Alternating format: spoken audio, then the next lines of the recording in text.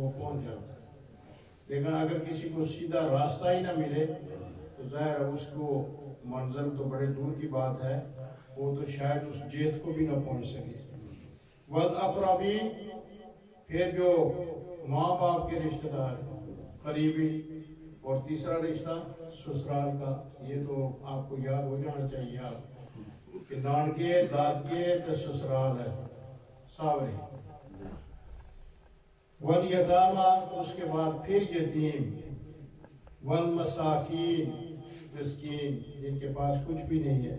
وابن السبیل، اور اگر کوئی مسافر ہے تو وہ اس کی.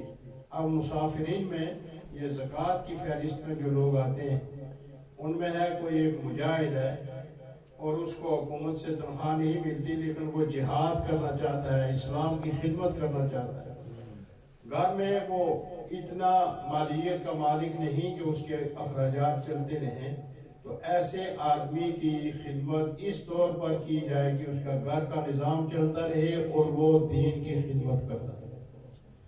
اور دوسرا ابن سبیل وہ ہوتا ہے جو غریب ہے اور دین کا علم پڑھنا چاہتا ہے، ذرائع اسباب نہیں ہے، تو اس کی بندہ زکوٰۃ سے خدمت کرے تاکہ وہ دینی علم حاصل کر سکے. اس میں آپ بھی ہیں. تو یہ دو جو ہیں یہ ابن السبیل میں یہ لوگ آتے ہیں. اور دوسرا حکم ہے شراب کی حرمت کا. یسألونک عن الخمر والمیسر، کل تھا وہ خنزیر کے بارے میں اور اس سے دوسرے مسائل. اب یہ ہے کہ شراب اور جوا. یا رسول اللہ آپ سے جو لوگ پوچھتے ہیں کہ شراب اور جوے کا کیا حکم ہے، قل فیہما اسم کبیر، اے میرے محبوب ان کو فرما دو کہ ان میں بہت بڑا گناہ ہے. اس میں بہت بڑا گناہ ہے. اور ومنافع للناس، لیکن بعض لوگ یہ سمجھتے ہیں کہ اس میں نفع بھی ہے، یعنی شراب پی جائے تو سکون سے نیند آتی ہے.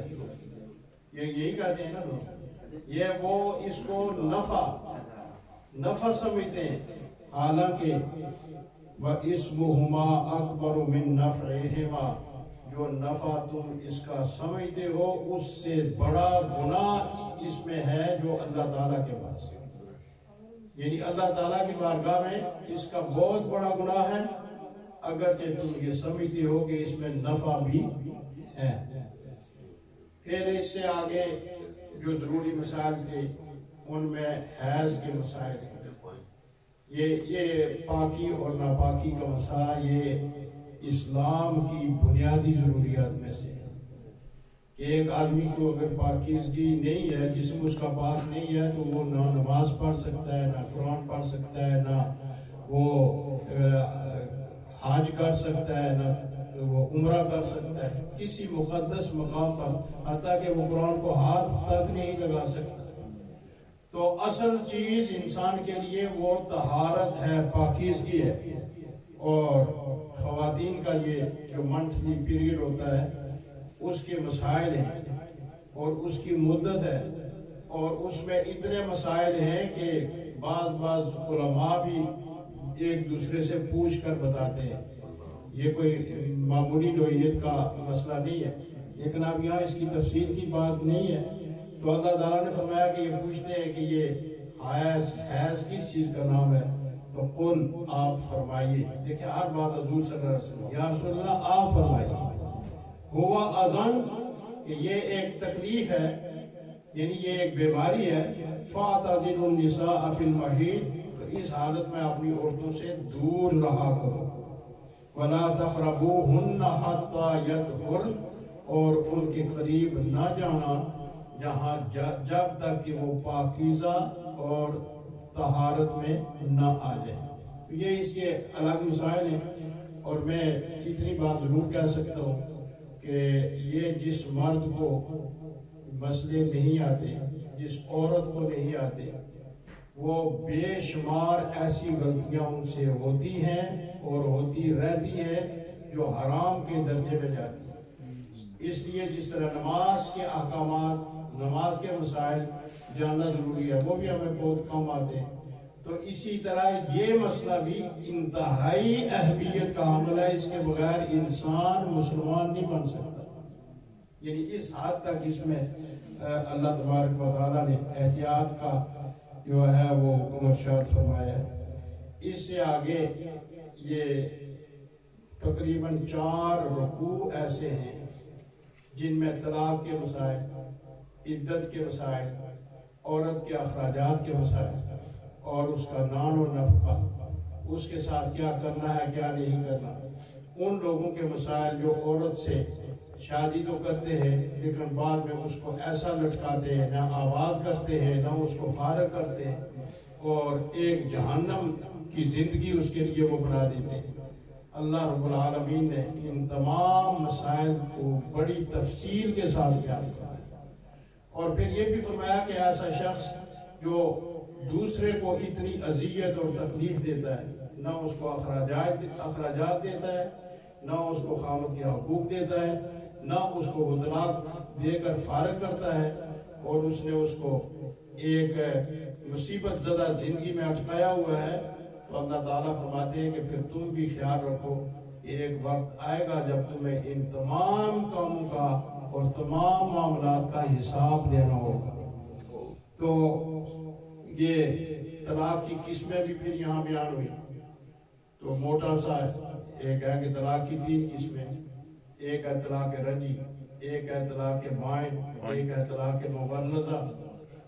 طلاق رجعی ہے کہ کسی آدمی نے لفظ طلاق استعمال کر کے 1 مرتبہ طلاق دی ہو یا 2 مرتبہ، اس میں عدت گزرنے تک اس کو حق حاصل ہے کہ اپنی غلطی کا اعتراف کرے اور کہے کہ مجھ سے یہ غلط ہوا ہے، وہ اپنی عورت سے رجوع کرے، نکاح کی بھی ضرورت نہیں، نہ کسی اور بات کی ضرورت ہے۔ یہ ہے صلح اور صفائی کا پہلا سٹیج، کہ ایک آدمی سے اگر ایسی غلطی ہو گئی اور وہ سمجھتا ہے کہ ایسا ہو گیا، غلط ہوا ہے، ظاہر خاندان 2 پھٹتے ہیں، اور اگر اولاد ہو تو اولاد تباہ و برباد ہوتی ہے، اس لیے اللہ تعالیٰ نے اس میں یہ سہولت رکھی۔ لیکن اگر وہ عدت کے اندر یعنی 3 ماہ کے اندر وہ رجوع نہیں کرتا تو وہی طلاق بائن میں تبدیل ہو جائے گی۔ بائن کا مطلب ہوتا ہے کہ اس کا نکاح اب ختم ہو، اب عورت آزاد ہے، چاہے تو وہ واپس اس کے ساتھ نکاح کرے، چاہے تو وہ کسی اور کے ساتھ نکاح کرے، یہ اب اس کی مرضی ہے۔ لیکن اگر وہ پہلے خاوند سے ہی اسی سے نکاح کرنا چاہتی ہے تو اس میں اس کو حلالے وغیرہ کی ضرورت نہیں، وہ صرف نکاح ہی کرنا ہوگا۔ تیسری ہے طلاق مغلظہ۔ مغلظہ کہتے ہیں سب سے آخری درجے کی سخت طلاق، کہ ایک بندہ جو ہے وہ ایک ہی بار اس نے 3 طلاقیں دے دی، ایک ہی مجلس میں دے دی، یا ایک مہینے میں ایک دی، دوسرے مہینے میں دوسری دی، تیسرے مہینے میں تیسری دی، تو پھر اللہ تعالیٰ فرماتے ہیں کہ الطلاق مرتان فامساک بمعروف او تسریح باحسان، کہ طلاقیں 2 دینے کے بعد تمہیں اختیار ہے، چاہے عورت کو آگے بالکل چھوڑ دو یا اس کو ایک طریقے سے احسان سے نیکی سے واپس لے آؤ، اور اگر جب تیسری طلاق تم دو گے تو فلا تحل له حتى تنكح زوجا غیرہ، پھر اس وقت تک وہ مرد اس سے نکاح نہیں کر سکتا جب تک کہ وہ کسی اور سے نکاح کر کے طلاق لے کر یا اس کے مر جانے کے بعد پھر واپس اس کے پاس آ سکتی ہے، براہ راست نہیں آ سکتی۔ یہ وہ طلاق ہے جو اس کو آخری اور حتمی طلاق کہتے ہیں، اور اس پر آج کل لوگوں کا اتنا ایمان ضائع ہو رہا ہے کہ ایک شخص جو ہے اس نے 3 طلاقیں دی، بعد میں جب برادری کا دباؤ بڑھا یا بچے تھے ان کا تو پھر جھوٹ پر جھوٹ، نہیں میں نے تو 1 دی تھی۔ یہ ہمارے ساتھ ہر روز یہ معاملہ پیش آتا ہے۔ اتنے مسائل ہیں اس وقت معاشرے میں کہ شرم و حیا کی بات ہی نہیں رہی، تو نہیں جی میں نے 1 ہی دی تھی، اب ایک شخص نے 3 دی، اللہ کے علم میں اور اللہ تعالیٰ کے سامنے ہے کہ 3 ہیں، رسول اللہ صلی اللہ علیہ وسلم کے سامنے ہے کہ 3 ہیں، یہ 2 فرشتے جو بیٹھے ہوئے لکھ رہے ہیں ان کے سامنے ہے کہ 3 ہیں۔ اب ان کو چھپایا نہیں جا سکتا، کیا اللہ کی ذات سے کوئی چیز چھپائی جا سکتی؟ نہیں چھپائی جا سکتی۔ پھر ایک شخص اگر اس جھوٹ کی بنیاد پر اس کے گواہ نہیں ہے اور وہ بیوی کو واپس لے آتا ہے تو فقہا نے لکھا کہ وہ ساری عمر اس سے بدکاری کرے گا، وہ کبھی بھی نکاح درست نہیں ہو سکتا جب تک اس طریقے کے مطابق نہ کیا جائے جو طریقہ اللہ اور اللہ کے رسول نے ہمیں عنایت فرمایا۔ اور شریعت سے ہٹ کر کوئی یہ کہے کہ میں انکار کر دوں گا، جس طرح کہ عام لوگوں کا یہ رواج ہے۔ پھر اس میں ایک بات یہ بھی ہے، اور اس کو مفسرین نے بڑا ہائی لائٹ کر کے لکھا ہے کہ ایک شخص جو ہے وہ چھپ چھپا کر دوسری شادی کرتا ہے، یہ یہاں کی زیادہ مصیبت ہے۔ لیکن جب کوئی آدمی پوچھتا ہے تو وہ کہتا ہے کہ نہیں، میں نے تو کوئی شادی نہیں کی، میں نے تو کوئی شادی نہیں کی۔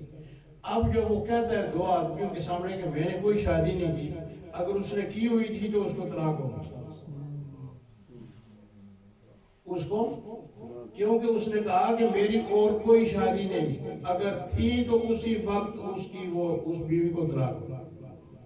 اگر کسی کی 3 بیویاں تھی اور اس نے کہا کہ نہیں میری صرف ایک بیوی ہے، صرف ایک بیوی ہے، تو آپ 2 جو ہے وہ فارغ ہو جائیں گے۔ پہلیاں انہیں تو دسو کیڑیاں فارغ ہو پہلی رہے گی، بعد والی 2 فارغ ہو جائیں۔ پہلی کا حق، اس کا حق فائق ہے اور وہ رہتا ہے۔ تو یہ مسئلے آج کل کتنے ہو رہے ہیں، اور یہ صرف اس لیے ہو رہے کہ ہم نہ قرآن پڑھتے ہیں، اگر کوئی بیچارہ پڑھنے کے لیے بیٹھ جائے تو ہم سنتے بھی نہیں ہیں، اور مسئلے کا پتہ نہیں ہوتا۔ ہم نے سب کچھ اپنے ضمیر کو بنایا ہوا ہے کہ جو کچھ میں کر رہا ہوں وہی صحیح ہے، جو کچھ میں کہہ رہا ہوں وہی صحیح ہے۔ اس مصیبت میں آ کر آج ایمان بھی ضائع ہو رہے ہیں، آج سب کچھ تباہ و برباد ہو رہا ہے۔ یہ خاندانوں میں جو سکون ہے، اور کتنے گھروں میں بالکل قریبی رشتوں میں کتنی مصیبتیں بڑھی ہوئی، اور وہ اسی وجہ سے کہ ہم نے اللہ اور اللہ کے رسول کے احکامات کو چھوڑ دیا اور اپنی آزاد زندگی کی طرف آگے۔ جب آزاد زندگی ہوتی ہے تو پھر اس کا انجام بہت برا ہوتا ہے۔ اللہ تبارک و تعالی ہمیں اپنے احکامات پر عمل کرنے کی توفیق عطا فرمائے۔